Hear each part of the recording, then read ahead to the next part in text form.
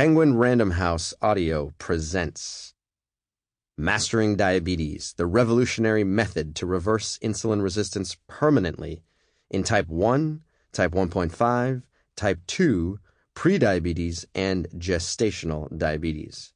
Written and read by Cyrus Khambatta, Ph.D., and Robby Barbaro, M.Ph.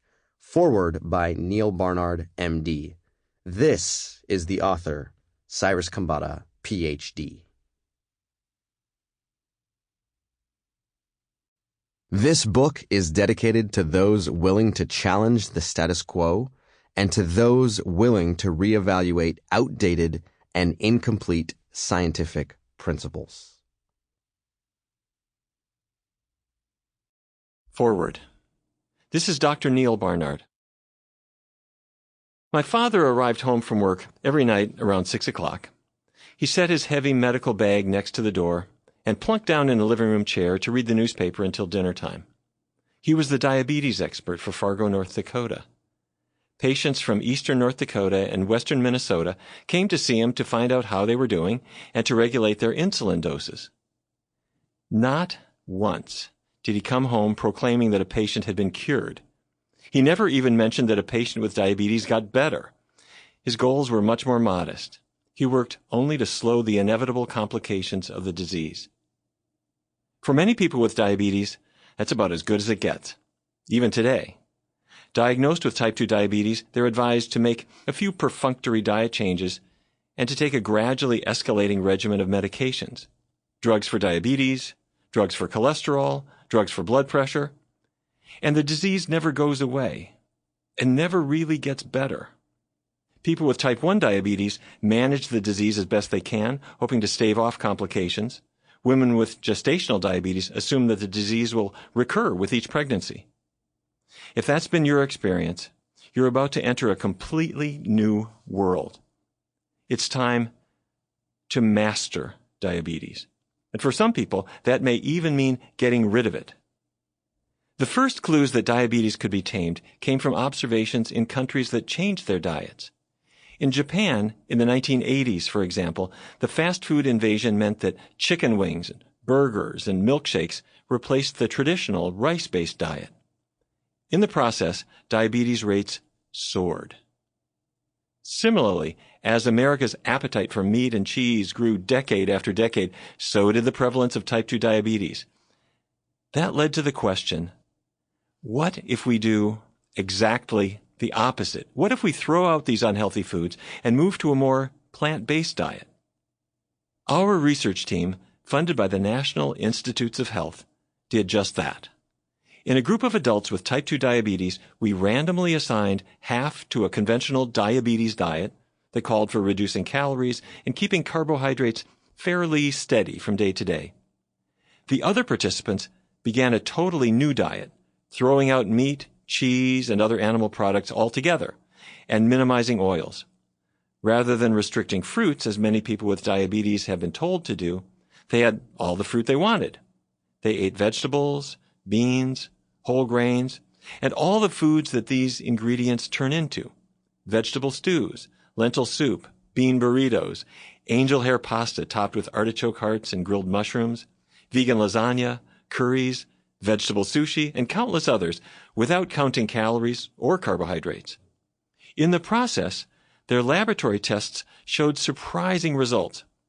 In 2006, the American Diabetes Association published our first findings. The plant-based diet was 3 times more effective at improving blood glucose control compared with a conventional diet. 3 years later, we published our longer-term findings in the American Journal of Clinical Nutrition, confirming that the benefits last. Many other research teams have studied similar diets, consistently finding weight loss and improved cholesterol levels and blood pressure. Perhaps surprisingly, it's turned out to be rather easy.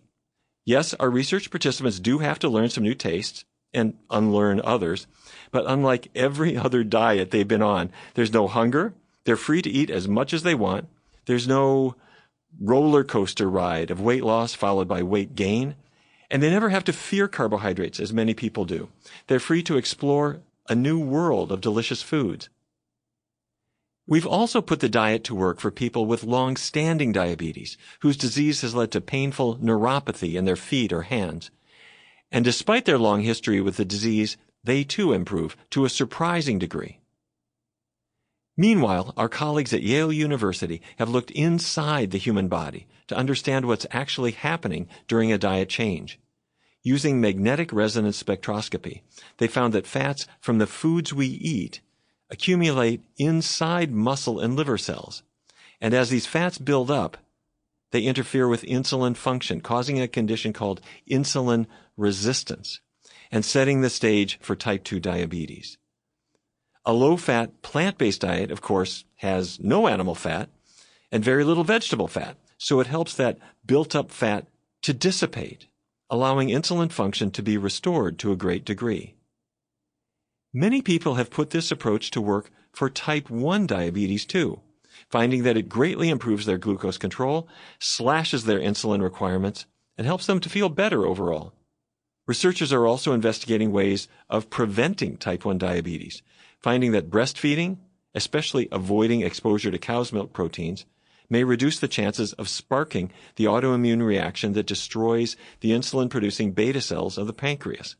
While that research is by no means finished, there's every reason to take advantage of the power of a plant-based diet. Mastering diabetes puts this power in your hands. Cyrus and Robby know diabetes inside and out, having dealt with it personally and having thoroughly researched the published literature. They're experts, and they will guide you step by step. Soon, you'll have the confidence of knowing that you are on the right path. You'll see the results in how you feel, and you'll confirm these benefits in your laboratory tests.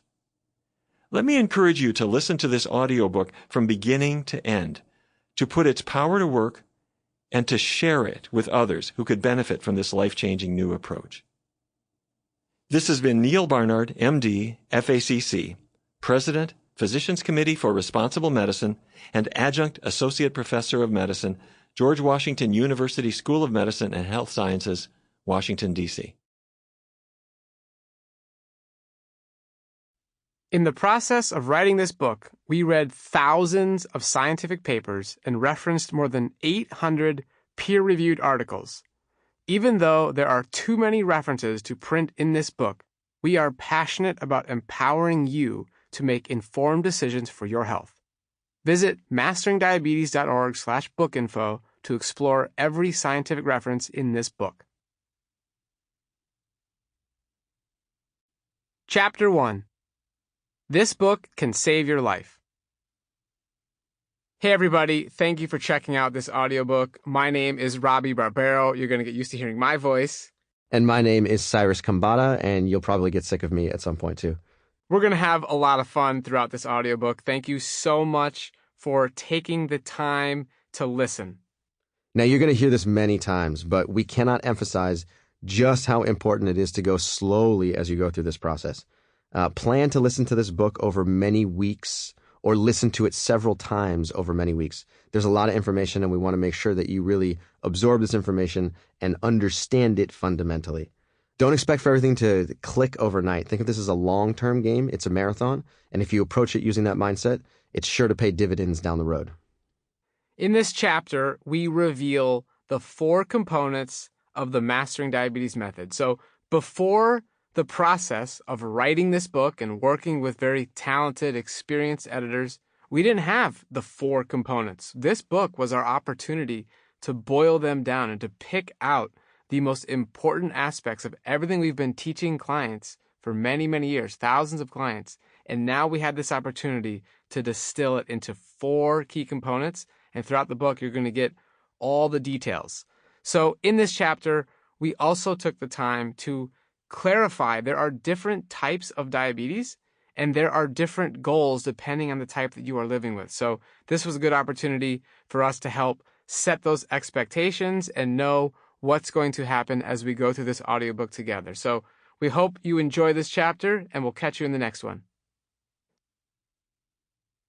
As you're probably aware, diabetes is currently one of the fastest growing chronic diseases in the United States and around the world. It has officially been classified as a pandemic by the Centers for Disease Control and Prevention, the CDC, which estimates that more than Sample complete. Ready to continue?